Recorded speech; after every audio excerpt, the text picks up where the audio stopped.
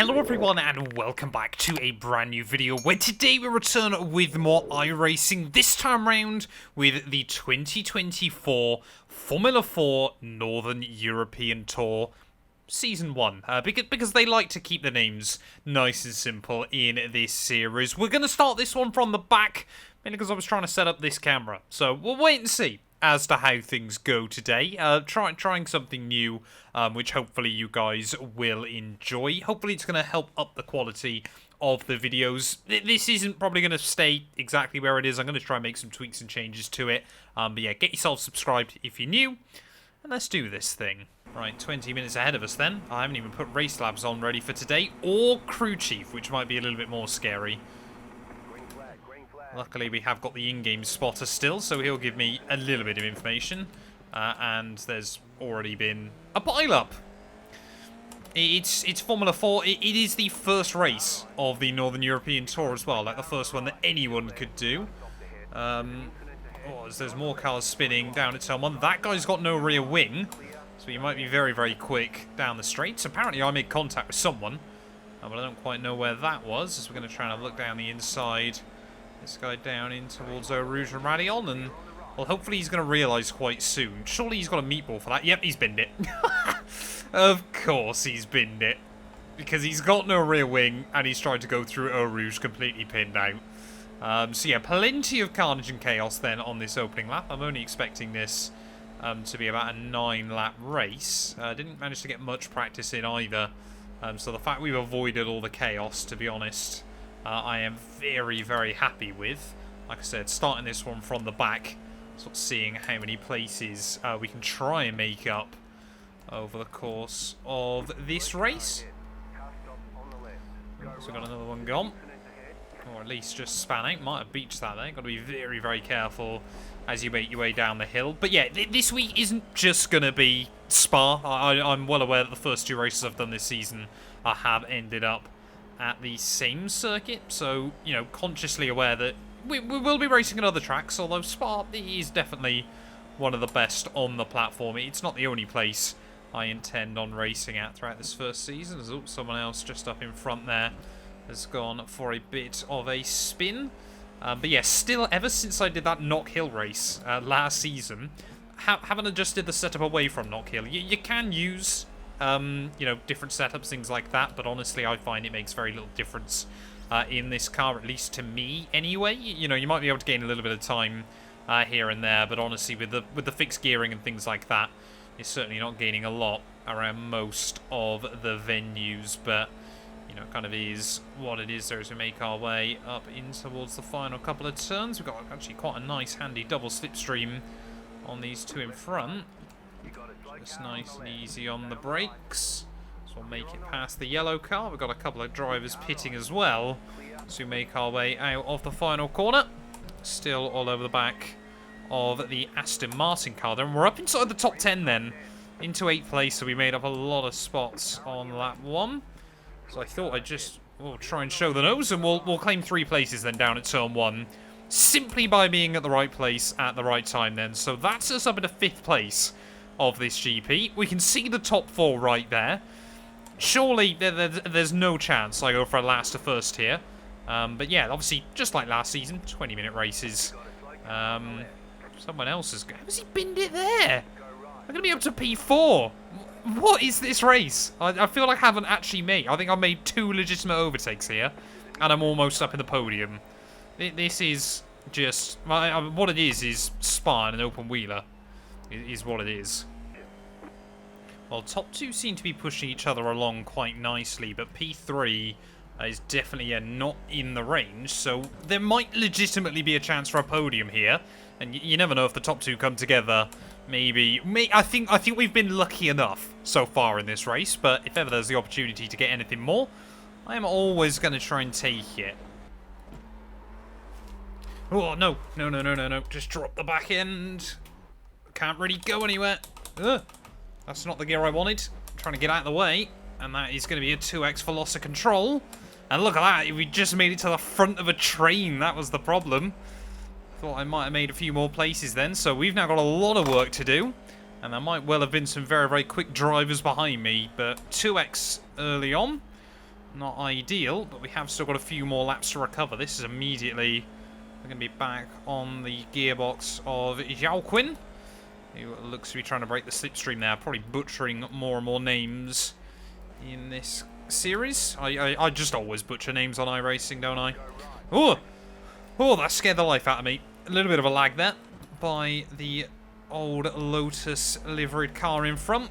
And yeah, we unfortunately had... Well, we probably knocked 6 months off my life with that one, just with the heart there. To make our way up in towards Blanchimont, though. Are we going to be able to try and get all the way to the inside? Yes, we are. So I think he's just going to give this one up. Hopefully. I don't think he's going to have much of a say on it, at least through the entry. So we'll try and make sure we give him some room on the exit. There might have been a tiny bit of wheel banging. He's not going to give up on it. Really going to try and squeeze me as well into the chicane. So we'll try and see if we can switch him off the corner. Oh, guy in front's had a terrible run as well. This could be 3 abreast into turn 1. As you can see that. Yep, guy in front's going to try and go defensive. No, he's not. He's going to break the toe. Not too sure what that line was through the first corner. They're both going to lock up. So this might allow us a big opportunity then. Side by side down in towards Eau Rouge. We have got the speed. But will we get the gap? I don't think so. We're going to go side by side through. They're almost 3 wide further up in front.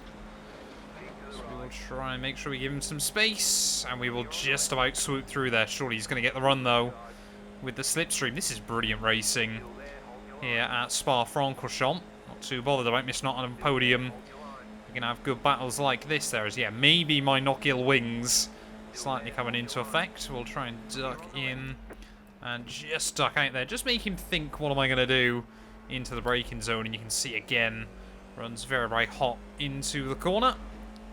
Maybe not going to be able to get a run down here. Let's certainly show the nose again.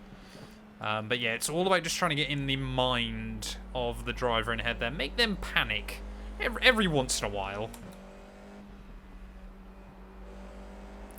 So talking about that, immediately gets a bad run.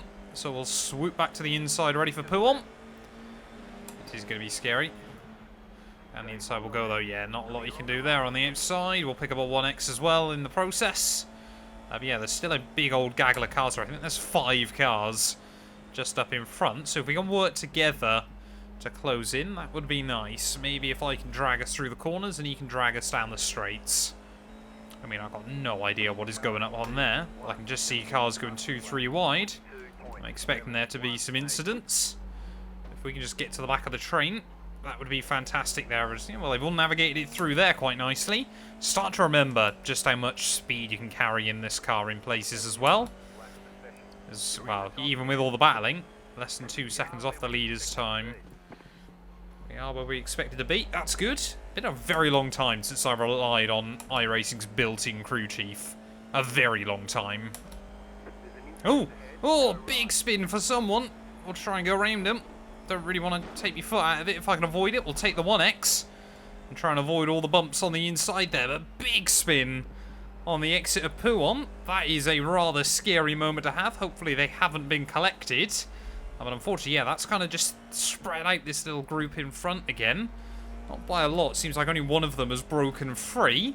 And of course, if the others can still slipstream each other, they might not find themselves far in front for very long. Really hoping we're not a million miles away from getting a new laser scan of Spa, or at least just the updates to the first section of the circuit. Of course, yeah, turn 8 as well, I want to say it is. But yeah, now we're inside the slipstream of Ivan in front. Someone there either trying to break the toe or has picked up a slowdown. But yeah, there's still, what, about 5-6 more minutes left of this race. There's a lot of time for things still to be decided. Just trying to leave it in 4th gear through there, carry the extra speed. Not sure if it worked. The Alpine is really trying to push the black car along. Unfortunately, it's kind of leaving them tripping over each other in the braking zone slightly.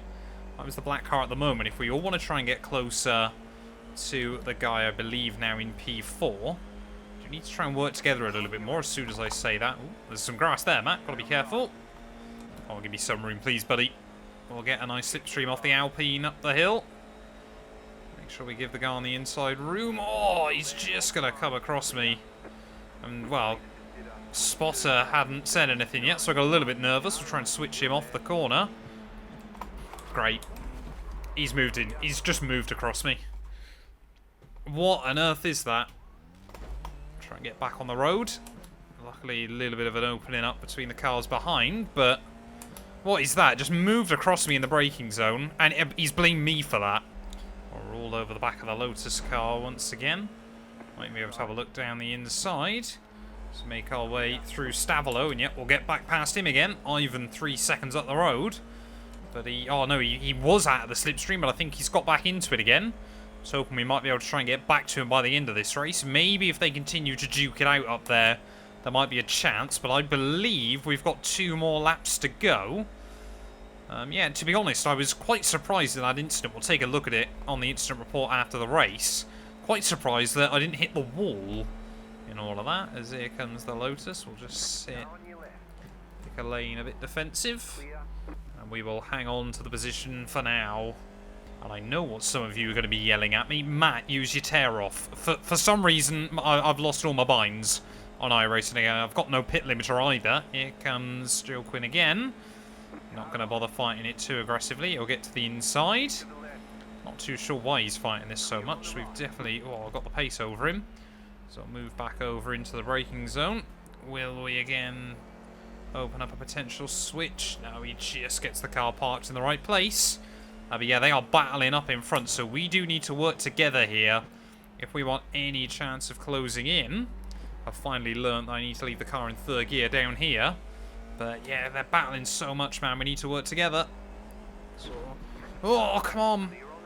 He just is so slow through there. And again, we were at completely the wrong place at the wrong time. And it's costing us. It's costing us so much at the moment. Oh, don't know how we've ended up here. Get around the outside. Up to 8x, though. That's really disappointing in a race like this. Won't do my SR any good, but we'll get back past him again. Come on, just work with me. I can drag you there. I just don't think he's got the pace. That's the problem. So the gap now to the cars in front. Under 3. Oh, there's definitely been some more squabbles out of the final corner. Gap now down to under 2 seconds. 1.5 to Ivan in front. He's kind of the big one that I'd like to try and get the jump back on if possible here. But I am honestly starting to expect some fireworks as we start this final lap. You can see Matthias just a bit further up, trying desperately to break the slipstream to those 2 behind him, but it's going to be for nothing. I think we might see Joe Quinn again try and get a run on me, but I'm hoping he's kind of just learned and knows, just let me have it, and I can drag you to them through the middle sector. I'm not expecting him to. Just saying, if it seems logical at this stage of the afternoon, he's going to sail back past me again down this straight. Can we at least try and hang alongside him? No, we can't. And again, he's going to try and... Well, that time around, he's completely missed his braking point. Where is he going to re-emerge on the road? He's going to find the wall. Okay, well, that's that dealt with then. Won't lose the place to Joe Quinn by the end of this race. That was... I was going to use the word optimistic on the way in, but I'm not convinced he ever actually let off the throttle there. We just got to try and make our way down the hill one final time. And pray that we're just that little bit closer by the time we get back round to Stavolo then. Because, of course, if they have some side-by-side battles, you never know just where they're going to Constantina up or anything like that. They sent it through Puom. That's pretty much as you're ever going to get away with down through that section of the circuit. You can just see everywhere at the moment. We are gaining in little chunks of time. The distances are coming down. So I just want to try and get back past Ivan, but... It might be a question of the battle in front continues. Maybe they go side by side up through the final chicane or something like that. But I am hoping for some fireworks here right on the final lap here from Spa-Francorchamps. It looks like Ivan is trying to apply some pressure to Matthias there, so that might leave William with a little bit of breathing room up in towards the final chicane. Ivan again just backs out of it for a moment, but will we see a send? Come on, let's have a look what happens. Ivan has a look for it. Not able to make anything happen, though. And as we make our way through the final couple of corners, it is only going to be P8 in the end from the back of the grid. I don't think we can be too upset about that. But one more lap, and I reckon I would have had him there. But yeah, there we go. That's not a bad way to kickstart the new season. Let's go take a look at our incident report and, of course, our final results. Well, for whatever reason, then, my incidents replays aren't working. For some reason, we just keep getting every single car having an accident all the time. So we'll take a look at the incident that I did get involved in.